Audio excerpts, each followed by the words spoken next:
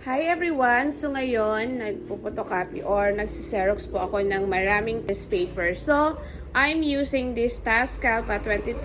So, nabili ko po ito ng time ng pandemic. Ay, ang ingay! Andito ako sa gilid ng daan. So, this one, 55 set po ang piniprint ko. So, I'm using this pag maramihan na. Pero yung konti lang, ang ginagamit ko yung aking mga printers. So, this one, kasi mabilis to siya. Mas mabilis siyang gamitin and very easy. So, nakapag-produce na po ako ng ng ibang set and then di pa natapos. Lagay muna natin. Dito ang entry slot ng mga A4. A4 bond paper. Yan. Ayusin lang muna natin. Para hindi mag-paper siya.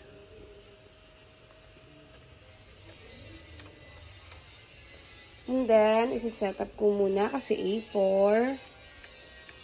Okay. A4. And then, the density ko lang into -3. So, yan. So, 55 set ang gagawin ko. So, ngayon, Xerox na ako ng 10 to sa second batch and then yan.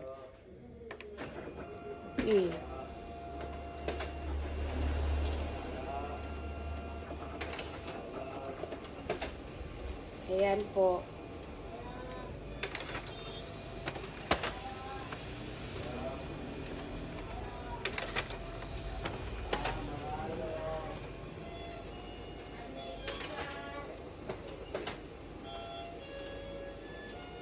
So, ayan po, mas mabilis po to siya. So, marami po pong mga Xerox machine na mas mabilis din po sila. Kring lang kasi matagal na po ito. So, another, okay, 10 pieces na naman yan. Dito naman ako sa kabila, ito ginagamit kong printer. Printer lang kasi, hindi siya maramihan. Dalawa, isa-isa, mga ID. So, itong ginagamit ko po. Yan. Mas, mas very clear yung niya. Clear din naman doon.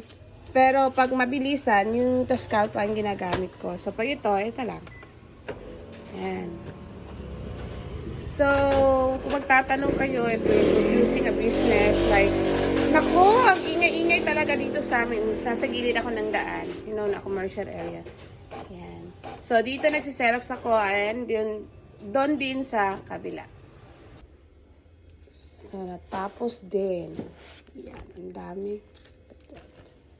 So, yan, ang kapal. Yan lahat. Isang set, 55 na bond paper yung 55 sets. So 55, mga 110 na bond paper na gamit dito. So yan.